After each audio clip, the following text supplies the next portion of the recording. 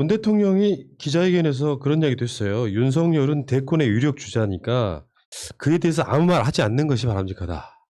하긴 뭐 무슨 이야기를 나쁜 쪽으로 언급했다가는 아니 좋은 쪽도 마찬가지겠지만 그래서 아예 대응 자체를 안 하는 쪽으로 이렇게 이 질문 자체가 웃긴 거 아니에요? 우문 아니에요, 우문? 네. 우문이고 이게 흔히 표현했습니다. 체급이 크고 이렇게 품이 넓은 분들은 그런 데 대해서 이렇게 이야기하지 않습니다. 전에 누가 이재명 지사 보고 윤석열이 뭐 어떠냐고 하니까 아이고 그분도 열심히 하죠. 다 그렇게 이야기하는 겁니다. 네. 그리고 사실은 정치적인 반대자도 품이 큰 사람은 그렇게 평행적으로 받아들일 수 있는데 대통령께서는 아예 언급을 안 하시는 게 맞는 게 대통령께서 가장 정치적인 중립을 잘 지킬 거라고 생각해서 윤석열 총장을 임명했는데 전혀 반대 얘기를 걸었단 말이에요. 근데 그 사람한테 그러면 앞으로 정치적으로라도 잘해라 라고 얘기하는 것 자체가 어떻게 보면 모순적이에요. 그렇죠. 그러니까 얘기를 안 하시는 게 맞습니다. 이거는.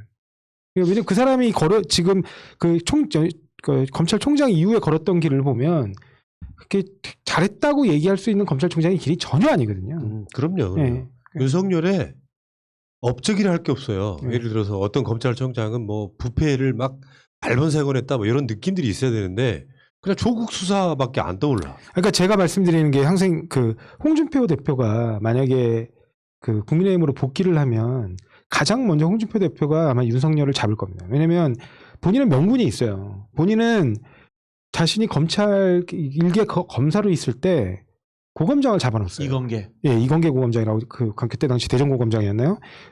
자기가 잡아놓습니다. 그러니까 내부의 비리에 눈 감지 않았다고요. 근데 윤석열 검찰총장은 자신의 어떤 보수적인 지위를 유지하기 위해서였는지는 몰라도 국민들 앞에서 청문회 자리에서 약속했던 대국민 사과도 지금도 안 하고 있어요. 그 98만 원 불기소 세트에 대해서. 네. 실제 향응이 있었다면 사과하겠다고 약속해놓고 지금도 안 하고 있다고요. 야, 섬세하시다. 지금 9월 초에 이제 민주당 당원대로라면 대선 후보를 선출하는 거고 지금 이제 예비 대선 후보 등록하기 시작하는 거잖아요. 그러니까 박용진 의원이 이제 대선 출마를 먼저 딱 선언을 했는데 뭐 그거에 이제 그냥 양념 정도로 보고 지금 보니까 이재명, 이낙연, 정세균 최근에 보니까 양승조 충남지사, 이광재 의원 뭐 미정이긴 합니다만 임종석, 추미애, 최문순, 뭐 박용진 뭐 이런 느낌이 있어요. 김두관 의원도 있고 일단 그 민주당에서 이제 스멀스멀 올라오는 경선 연기론 이거 입장들은 어떠세요? 저 개인 입장요? 전 반대합니다. 연기하는 거? 일단 당에 분란이 생깁니다. 그러니까. 예, 정무적 판단으로서 당의 갈등 요소가 생기는 것은 옳지 않다.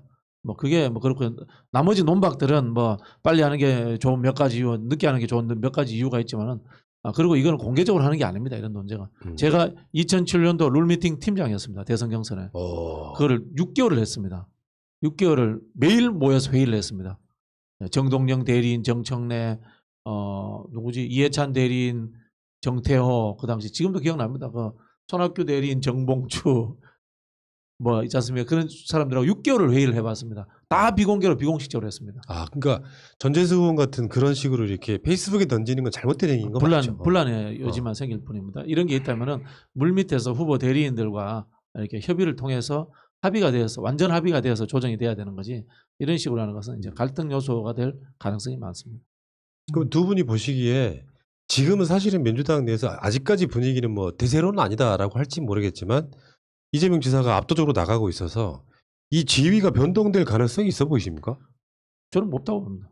9월 달까지? 지금 이제 5월 달이고 11월 달에 4개월밖에 안 남은 거예요. 11월 달에도 없고요. 솔직히 말씀드리면 뭐 또 누가 또 욕할지 모르겠지만 유시민, 김경수 정도 안 나온다 하면은 이 판 흔들기 쉽지 않습니다. 그러니까 저는 저번에 유시민 이사장이 그 언론과 인터뷰할 때 뭐 절대 자기는 안 나온다. 왜 나를 장난감처럼 쓰지 마라. 그 나올 표현과 명분이 없어요. 그다음에 두 번째 나올 표현이 명분이 뭐였냐면 뭐 그 문 대통령과의 친소 관계로 이게 뭐 누가 누구를 밀어줄 거라고 우리 당원들이 그렇게 수준 낮게 보지 마라. 정책을 보고 판단할 거다 했는데 정책이란 단어 자체를 딱 들어보면 정책으로 떠오르는 사람은 사실은 이 여권 내 주자로는 한 사람밖에 없어요. 이재명 지사밖에 없거든요. 그래서 오히려 이재명 지사한테 손을 들어준 게 아닌가라는 생각도 좀 들어요. 그리고 두 번째로 이 지금 180일 전에 뽑기로 하는 이 룰은 2012년 대선 실패의 경험으로 이해찬 대표가 당대표 시절에 이걸 두 번 다시 반복하지 말자 그래가지고 정한 거예요. 근데 이제 와서 어떤 상황 변화가 있는지를 모르겠거든요. 근데 이걸 다시 또 바꾼다? 그러면 계속 이렇게 어떤 일이 벌어질 때마다 룰을 바꾸면 예. 그런 정당을 어떻게 국민들이 신뢰할 수 계산이 있겠습니까? 간단해요. 지금 1등간 이재명 지사 지지율이 25% 정도 나오잖아요. 국민 전체 여론조사에서 우리나라 국민이 절반이잖아요. 절반이 진보, 절반이 보수예요. 진보 절반에서 50%가 나온다는 이야기잖아요. 그러면 솔직히 말하면 지금 걔는 별로 의미 없는 거예요. 이 경선 레이스가. 근데 이런 측면이라고 봐야겠죠. 단순하게 어떤 이슈 하나 가지고 잠깐 떠서 그게 윤석열 케이스예요. 떠서 유지하는 지지율이 아니고 수년 동안 아까 말한 막 컨텐츠 아젠다 이런 걸로 각인데다가 어마어마한 재판을 거치는 과정까지 있어서 이 만들어진 지지율은 확실히 그 단단하기가 분명히 차이가 있어 보이거든요. 웬만하면 안 깨질 것 같은. 저 진중권 굉장히 싫어합니다만 진중권 이야기 중에 하나 그건 맞아요. 이게 금방 맞아요. 정책으로 다져졌잖아요. 근데 나머지 사람들이 정책을 이길 수 있는 방법은 딱 하나 있어요. 매력이거든. 개인적 매력이 있어야 돼요. 근데 나머지 주자라고 하는 분들이 별 매력이 없어요. 솔직히 야, 말씀드리면. 매력하면 또 노무현 대통령인데 그런 매력 있잖아요. 이 사람 대통령 됐으면 좋겠다. 그냥 어떤 매력이 생기는. 사랑하는 말을 버리란 말입니까? 이거 얼마나 매력적이에요. 아 대통령 보고 싶다. 그다음 저기 뭐야 별로 노래 잘 못하면 저들의 부르릉 궁작자 뭐 이제 대통령 이런 돌아가신 매력이 있어야 지도 돼요. 며칠 안 남았네요. 아유, 참. 어쨌건 지금 근데 민주당에서 이렇게 의외 인물들 뭐 양승조 지사라든지 이런 분들이 출마 선언하고 좀 다양해지는 건 바람직한 거 아니에요? 그렇죠. 네. 전 박용진 의원 네, 저도 박용진 의원 뭐 저는 좋은 것 같아요. 잘한다고 보는데 네. 주제가 별로야. 뭐 세대 교체 이런 이야기하고 언제적 이야기예요. 나 같으면 제대로 된 진보 정부 만들어 보겠다. 뭐 이런 거 있지 않습니까? 이런 좀 유럽처럼 우리도 뭐 어쩌나 여유롭고 풍요로운 나라 이런 거 좀 하면 안 돼요 좀. 무슨 세대 교체야 그러니까요. 촌스럽게. 그냥 공약에다가요 기재부 개혁하겠습니다 해도 나는 굉장히 임팩트가 클 거라고 생각해요. 그거는 이제 그 어떻게 보면 그 젊고 새로운 후보로서의 굉장히 좋은 이미지일 수도 있겠네요, 진짜로. 그렇게 저는 그걸 걸 거예요. 특정해서. 뭘 기재부를 개혁해? 기재부 해체, 음. 행안부 해체, LH 해체. 저는 하겠습니다. 근데 이런 것도 이제 대선 후보들이 이번 대선을 보고 뛰지 않고 다음 대선을 보고 뛰는 분들이 꽤 있는 거잖아요, 사실. 네. 여기다가 이 과정에 이제 정치인들이 뭐 당연히 아시는 이야기겠지만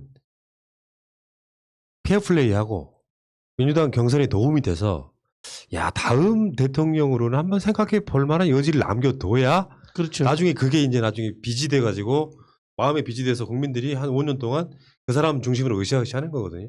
그런 측면도 한번 생각을 해봐야 돼서 박용진은 뭐 지금 뛰는 주자라고 보기는 어렵겠지만 그러면 여기서 저는 최근에 흐름을 봤거든요. 이낙연 전 대표에서 정세균 전 국무총리로 약간 좀 바뀌고 있는 어떤 그 흐름이나 분위기가 아닌가 이런 생각도 해봤는데. 저는 그보다 추미애 장관 선언하면 바로 2등 나올 것 같은데요. 여론조사에 2등 나올 것 같아요. 근데 그렇게 따지면 추미애 장관이 이재명 지사를 좀 어느 정도 이렇게 잠시 갈 수도 지지율을 잠식할 수 있는 그런 부분도 있잖아요. 잠시 갈 수도 있고. 캐릭터가 살짝 겹치는 부분 있잖아요. 근데 제가 전에도 늘 말씀드렸는데 3대 법칙입니다. 이게 제가 만든 게 아니고 오랫동안 우리 정치학계에서 하는 건데 경선의 3대 법칙. 당내 이데올로기가 강한 사람이 유리하다. 진보 정당에서는 진보적인 사람, 보수 정당에서는 보수적인 사람이 유리하다. 두 번째, 초반 결정구조. 영어로 프란트 라딩 그럽니다. 그러니까 초반에 치고 나가는 사람을 못 따라잡는다. 그렇기 때문에 세 번째, 익스펙테이션 게임. 바로 전부 경상도식이다. 그 언론이라든가 대중들이 바라는 기대치를 충족시키지 못하면은 시선이 멀어진다. 이야기거든요. 그래 제가 봤을 때 이낙연 대표나 정세균 총리는 그걸 충족시켜줄 수 있는지를 못해요. 그러니까 노무현 대통령은 정말 역대급 캐릭터인 게 그 당시에 이인재도 있었고요. 한호갑도 있었고요. 근데 이 후보들을 광주에서 이렇게 치고 올라가면 따라잡아서 국민적 열풍을 만들어내고 이 사람 대통령 되게 만들어주자 하는 그런 캐릭터는 진짜 드문 것 같아요.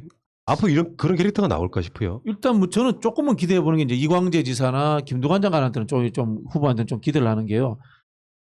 근데 이제 이광재 지사도 그 문제는 있어. 이게 치고 나오려면요. 좌파에서 치고 나와야 돼요. 진보에서 치고 올라와야 돼요.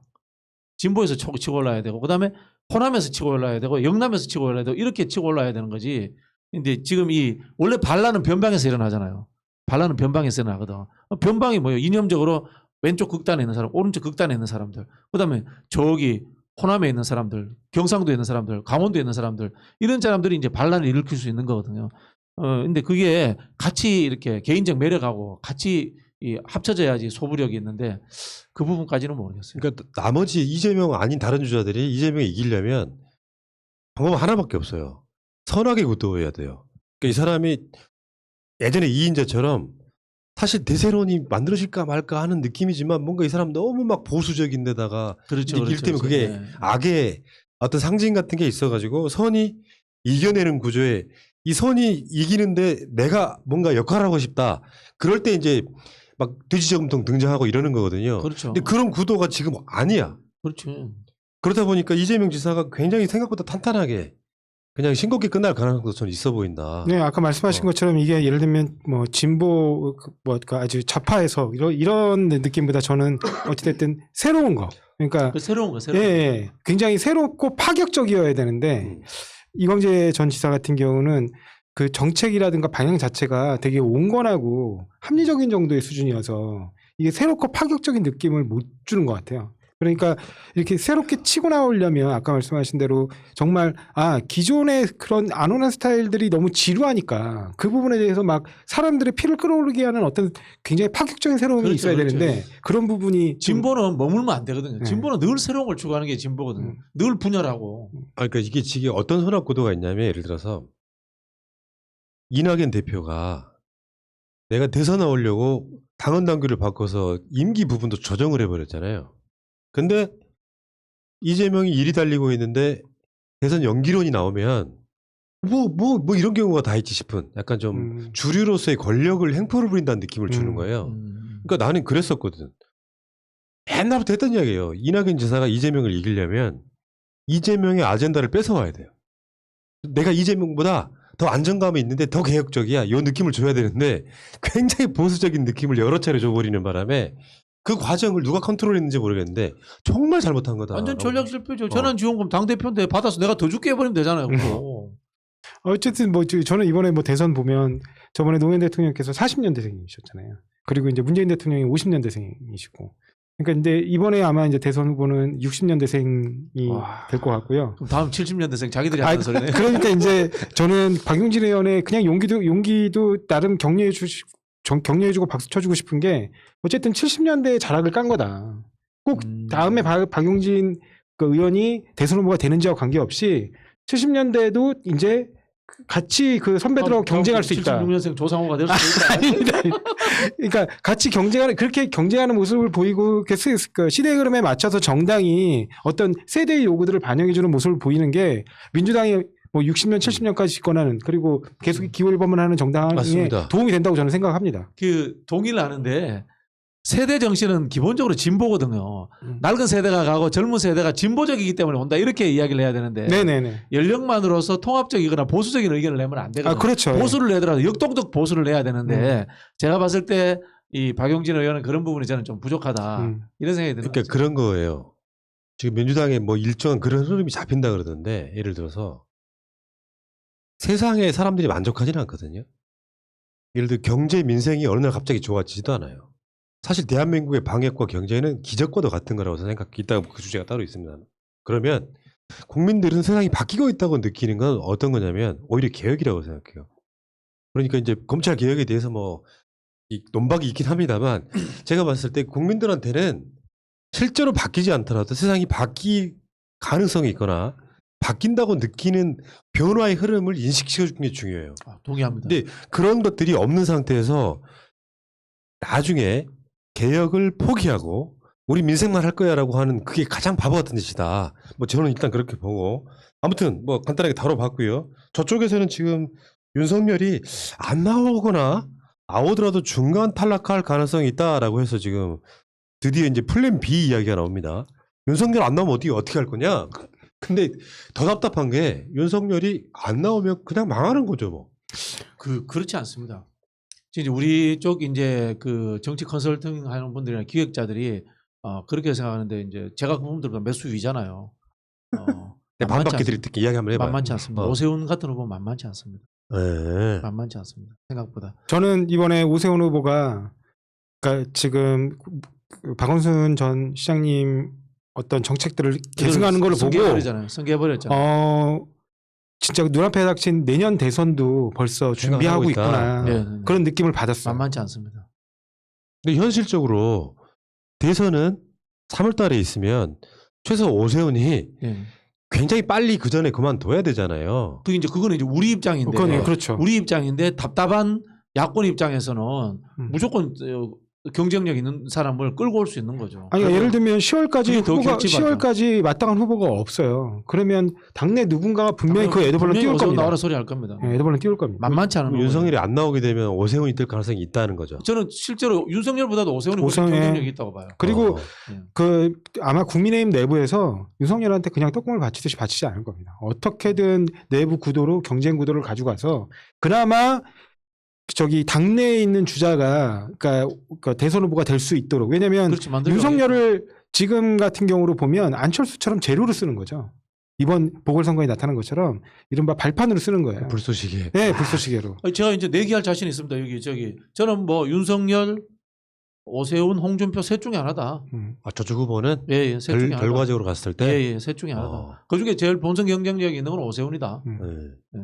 저는 오세훈은 실질적으로 나오기 어렵다고 보고 이 대선을 겪는 건요. 단 며칠 동안에 서울시장 보궐선거를 겪는 거랑 다른 느낌이라 뭐 내곡동부터 시작해가지고 물론 자신들 입장에서는 이미 검증됐다고 생각을 할 수도 있는데 근데 감정의 문제라고 생각해요. 최소한 만약 우리 쪽 주자가 이재명이라고 결정이 되면 이재명은 뭐 이상한 여러 가지 논란들이 있긴 합니다만 그게 부정부패의 문제는 아니거든요. 오히려 이재명은 굉장히 깨끗한 정치인에 속해요. 비리 이런 게 없다 보니까 그런 경쟁력이 서로 상호적인 거라서 이거는 만약에 보궐선거가 문재인 정부 심판 분위기로 흘렀다라고 하면 그 흐름에 이재명하고 오세훈이 붙었을 때도 흐름이 가능할까? 그건 굉장히 회의적으로. 이게 제가 오세훈이라고 생각을 해보면 이런 게 있어요. 어차피 나는 허위사실 공포 관련돼서 이제 재판을 받아야 된단 말이에요. 재판을 받는데 대통령 선거가 서울시장 선거보다 빨라요. 빨리 해요. 그리고 선거 국면에 들어가 버리면은 그 재판을 멈추죠. 재판을 멈춰요. 그런 상황이 되기 때문에 저는 대선 나오려고 당연히 준비할 거라고 이렇게 보여집니다. 그럼 윤석열의 플랜 B는 오세훈이다. 근데 이제 보도는 뭐 김동연 나올 거 이건 이제 정치 모르는 사람들이 그렇죠. 그냥 자기들끼리 떠드는 수준의 심지어 이야기예요. 최재형까지 정치 감사원장까지. 모르는 사람들 이야기예요. 이게 윤석열이 그나마 여기까지 끌고 온 게 검사기 때문에 그래요. 우리 하는 말은 검사들 조폭이나 다름없다. 뭐 진짜 보통 이제 이런 게 검사, 기자, 정당인 이제 뭐 3대 건달 뭐 이런 이야기 표현 쓰지 않습니까? 그만큼 거침이 가능하기 때문에 그런데 판사들이 이 최재형 씨 같은 판사가 또는 김동연 씨 같은 기재부 공무원이 이렇게 하기는 쉽지 않을 거예요. 그렇구나. 아무튼 지금 뭐 유승민이네 원희룡이네 홍준표네 황교안이 몸 푸는데 실제로 그러면 두 분이 생각했을 때 이 중에 본선에 가면 가장 경쟁력 있는 건 오세훈이라고 했잖아요. 윤석열은 어떻게 될 가능성이 높아요? 중도 포기? 뭐 저는 아예 못 나올 가능성이 많다고 보는데. 국민의힘에서 그 가장 좋은 시나리오는 윤석열이 들어와서 아까처럼 불쏘시개 역할을 해주는 겁니다. 근데 그것도 윤석열을 대체할 만한 카드가 있을 때 가능한 얘기잖아요. 아까 제가 말씀드렸듯이 지금 그리고 박진영 부대변인님이 얘기하신 것처럼 그냥 그거예요. 그러니까 오세훈이 나와주고 그 오세훈의 불쏘시개가 돼주는 게 국민의힘에서는 가장 좋은 그림이에요, 사실은. 이런 측면이 있다고. 수개월, 뭐 1년 넘게 가까이 이렇게 뭐 양대 주자 이렇게 뜨잖아요. 근데 그 사람을 대체할 만한 다른 이미지의 신선한 이미지의 인물이 있다면 빠르게 대체가 될 텐데 이게 지지율이라는 게 그게 없는 상태에서 현재 주자들 예를 들면 유승민, 원희룡, 뭐 홍준표, 황교안 이런 사람들밖에 없다면 결국엔 저 보수층이라고 하는 사람들이 대선을 포기하게 되는 흐름이 분명히 있을 거란 말이에요. 저는 그렇게 보지 않습니다. 이번에 서울시장 선거를 보면서 느낀 건데 죽기 살기로 기획을 합니다, 이 사람들이. 죽기 살기로 억지로 만들어낸 거잖아요. 이번 서울시장 선거도 안철수를 끌고 오고 그다음에 오세훈 출마 생각도 없던 사람을 집어넣고 나경원이 나가서 프로모션하고 이렇게 하면서 나름 기획을 한 거예요. 저는 쉽게 생각해서는 안 된다 이런 생각이 들고 뭐 솔직히 말씀드리면 민주당이 숫자를 믿고 지금 좀 너무 느슨한 측면이 있어요. 제가 초식 공룡이라고 표현하는데 다시 살 잘라내고 육식 공룡으로 다시 태어나야 돼요. 그러니까 불과 한 1, 2년 전만 해도 대선 주자가 막 이재명, 이낙연 뭐 등등등 해가지고 이렇게 우리 쪽이만 부각될 때도 60%씩 나왔죠. 그런 이야기는 하긴 했어요. 예를 들어서 어차피 대선 가면 51대 49 싸움일 거다. 예. 누가 어떻게 네. 나오더라도. 그런데 이제 이런 게 있잖아요. 그 당선 가능성에 대해서 국민들이 예를 들어 만약 윤석열하고 이재명하고 붙었는데 어떤 일정한 흐름이나 사회적인 분위기상 이재명이 될 거야라고 하는 당선 가능성을 더 높게 보냐 아니냐 이런 차이들이 결정적으로 좌우하는 측면이 있잖아요. 그러니까 막 따라가다가 허우적거리면서 못 이기는 경우와 오히려 추세가 더 벌어지면서 못 이기는 경우도 분명히 있을 수 있다고 생각을 하거든요. 그런 면에서 저는 이 대선이 쉽지는 않겠지만 기본적으로 아까 말씀하신 것처럼 결국에는 이제 공약, 컨텐츠 이런 게 좌우할 가능성이 되게 높아 보입니다. 왜냐하면은 지금 시대적 흐름이 뭐 이념 이런 차원이 아니라서 실제로 삶의 질을 누가 높여줄 거냐 그게 꼭 민생이 아니라도 하다못해 뭐 개혁을 통해서라도 하다못해 뭐 LH나 이런 거 제대로 그렇죠, 개혁하겠다라든지 그렇죠. 그런 거. 이런 흐름으로 갈 때 굉장히 그 유리한 국면을 지금 이재명 지사가 차지하고 있는 건 사실인 것 저 같아요. 이재명 지사가 차지하고 있다는데 동의하는데 하나 우려되는 것은 당이 오히려 뒤처져 가지고 걸리적거리는 상황으로 갈 수 있을까 하는 우려가 이제 솔직히 있는 거예요. 이번에 인선도 보니까 정치 경험이 없는 사람들이 이제 당직을 맡아서 인선해서 이건 뭐 탕평하고 자시고 할 시기가 아니거든요. 대선을 치르면은 총력전이거든요. 그런 우려가 좀 있어요. 알겠습니다. 자, 어쨌건 지금 대선이 이제 진짜로 코앞에 와 있는데 아직도 인식이 좀 안 되는 측면이 있어요. 문 대통령도 지금 취임 4주년이니까 대선은 퇴임 2개월 전에 이루어지는 거라서 진짜 딱 10개월 남은 거예요. 그 10개월 사이에 무슨 일이 이루어질지는 몰라. 민주당에서도 후보를 뽑아야 되고 국민의힘에서도 후보를 뽑아야 되고 또 그쪽은 뭐 삼지대네 뭐 해가지고 또 지지고 볶을 테니까 완전 다이나믹한 시간이 지금 앞으로 흐를 거다. 10개월 동안. 그 이제 문재인 대통령이 6월 달은 지나갔으니까 8.15 그다음에 14 남북 공동선언 했던 이 기점들에 대해서 뭐 좀 해주셔야 돼요. 그렇죠. 서브. 알겠습니다. 일단 이 이야기는 여기까지.